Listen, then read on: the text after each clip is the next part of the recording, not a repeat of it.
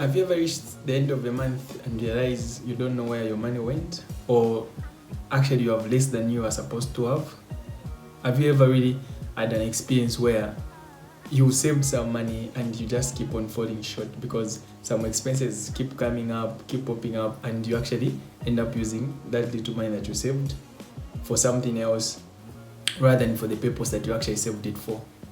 If that sounds familiar to you, then today's episode is really going to be very, very interesting for you, because today we are going to be talking about budgeting and the effects that an actual good budget that has for you. We're also going to look at real life practical examples and strategies which we can use to improve our budgeting skills, and also to look at methods which can actually work for you as an individual rather than just the general practical of, no, I'm making a budget. And we're also going to use real life situations and such insights that I've learned from the books I've read so far to actually come up with a budget that is going to work for you as an individual. A budget really stops the wondering of where the money went, right? Like Dave Ramsey really says, or the way he explains it, right? He says making a budget is actually telling your money what to do instead of you as an individual wondering where it all went, right? Like that makes so much sense, because when you make the budget, you know what you're spending your money on, instead of just wondering, why did I spend that money? You know, like it really matters a lot that you actually get to know how you're supposed to make these budgets. Now, before you can tune out and think, no, budgeting is complicated and it is rigid and it's not really helpful to you because it restricts you, look at the three most common budget methods that are out there. The first one being the envelope method. So this method is a little bit old school, right? And we can say outdated, but really what you can do is you can have different envelopes with which are categorized, and in those envelopes you put in money that are actually supposed to be for those specific categories. For example, if you have received your income, you have received your money, and then you put some money that are supposed to be for groceries, you put it in an envelope for groceries.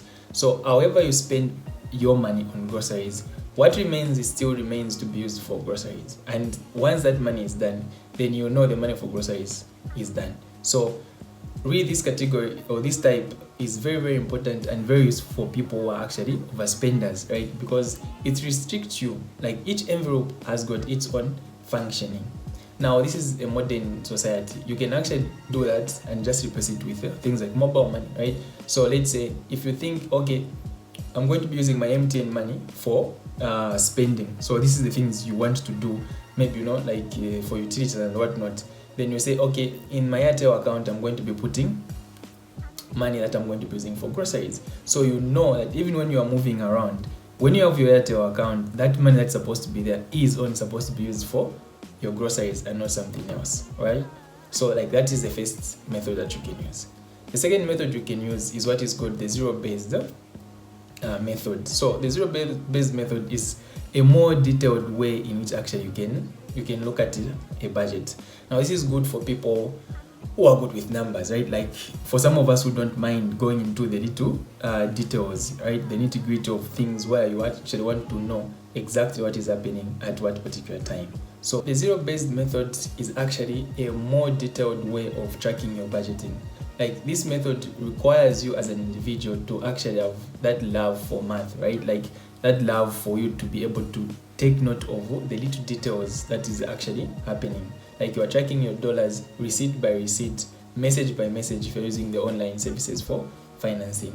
So I can give an example. Let's say your monthly income is like a 4,000 kwacha, and out of that 4,000 kwacha, you divide to say, okay, I will be using this money under this type of budget. So let's say if you're using the zero-based budget, is every dollar, hence the word zero, right? Every dollar is accounted for. Nothing goes without actually you knowing where it is going. So from that 4,000, you say, okay, 1,200, I'm going to be using it to pay for rentals, right? Like 1,200 is going to go for rentals. The other 1,000, I'm going to be using it to actually pay back the debt. Obviously, the high interest debts, those are the ones you want to start with. Then you say, okay, the other 1,200, I'm going to use it to actually use it for utilities at home. The 500 we're going to use for groceries, and maybe like a 200 that remains, you say, okay, we are going to use this for actually maybe like school and stuff, right? So like every money is really accounted for. Nothing goes anywhere without you knowing, and without you knowing why it is going where it is going. The third method is what we are calling the 50, the 30 and 20 rule, or method of budgeting. So this was actually introduced by Elizabeth Warrens. So she actually talked about how you can budget your money without restricting yourself that much. So for example, the 50% should really go for your needs. Like this is only going to be used for what is needed. Nothing like I want this, no. Then the 30% is where we're going to put the want. So you want a car, okay, you're going to get some money from that. You want this, you're going to use that money from such a thing. Then the 20% is what you're supposed to do to save and invest. Now you know it might be the 50, 30, 20, right? But we are going to start with the 20 because we know we always pay ourselves first, right? So we are going to pay ourselves first. So we are going to actually pay ourselves first. The money we keep for saving and for investing. Then we can go to our needs, like what is needed. These are things like utilities from home, right? And then we can talk about what we want now.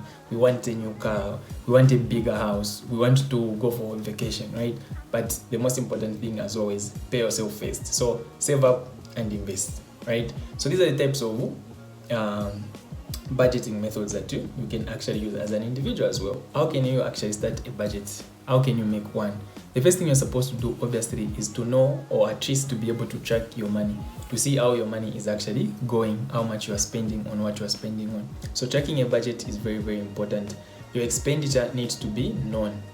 And you can do this really two many ways. You can actually do it by writing, or, this is a technological world, you can use an app. For example, you can use you need a budget app, right? Like it's a very good app, easy to maneuver around, and you can use it to track your finances.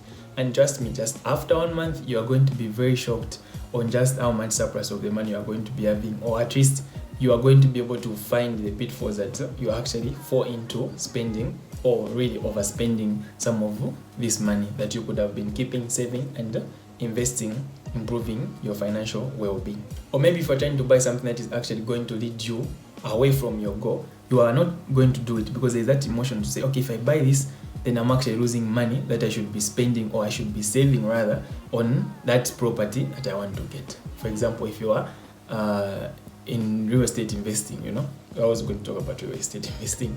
Yeah, I'm a lover of that. Choosing a method that works for you. This might come as the last thing, but should really be the first thing you do. Because if you're going to choose a budget method that doesn't work for you, you're not going to be able to go through with that budget. So choose a method that works for you. Choose a method that you are able to actually live with, because that budget, again, is not supposed to shackle you. It's not supposed to be so rich that you can't even leave some money for enjoyment, right? Like, I know the process is okay.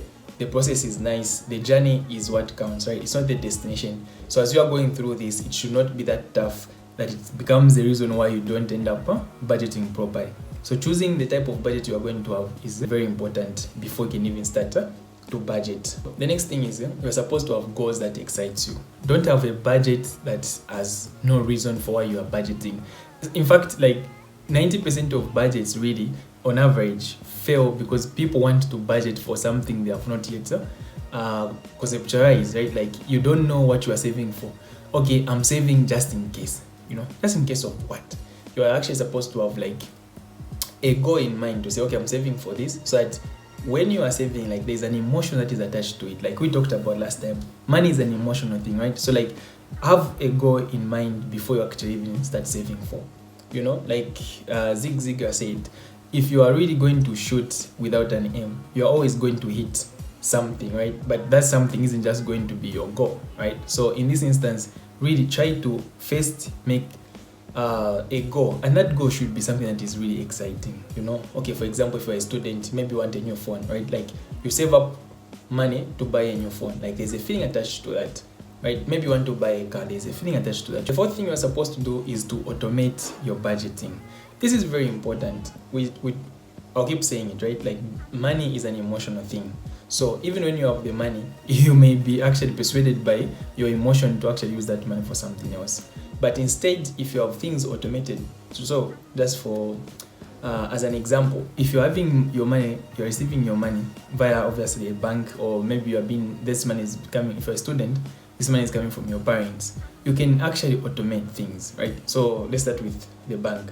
You can have money that is going to be cut every month going into your savings. You don't have to touch that money. You don't have to see that money, right? We are removing that emotional part that is going to go to say, I have this, I think I can use it for something else, right? So we are removing that. If you're a student, money comes mostly through either your account or your mobile money services. That is the same. You can actually put that money aside without you having to touch the physical money, because that is always going to be giving that pressure to say, buy something, buy this, buy that.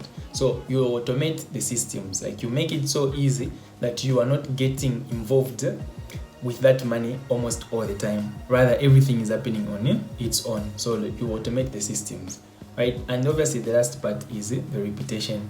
Don't ever give up. If it doesn't work the first time, guess what? Try the second time.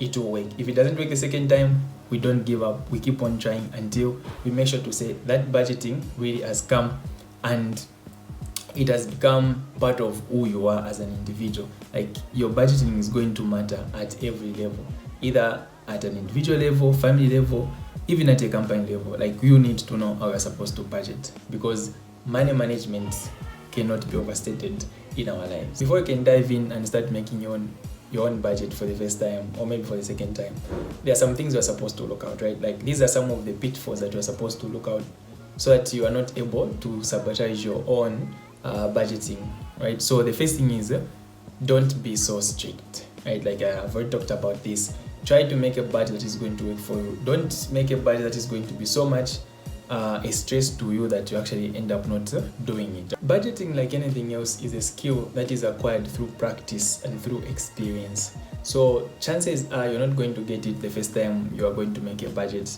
and it's not going to be 100% polished, right? But the more you do it, the more the experience, the more you get better at it. So don't stop once you start. You're probably going to have some challenges in the beginning, but the more you do your budgeting, the more you're going to become good at it. You should never stop. Here's my challenge to you. Are you really willing to find out how it would feel, right? Like, to get one step closer to your dreams, to get one step closer to that vacation you've been wanting for a long time, or that dream car that you've been wanting for a long time, to have that feeling, that sensation, to have the ability to stop living from paycheck to paycheck and having enough time to pursue your dreams, right? Like, it starts really with a budget. Are you willing to start with a budget today? That is my challenge to you. I hope you enjoyed the video. I hope you liked it. And if you did, give it a like, follow for more, and obviously subscribe, share the content. It really helps with the YouTube algorithm. Leave a comment in the comment section. As always, I'll catch you guys in the next one. Peace.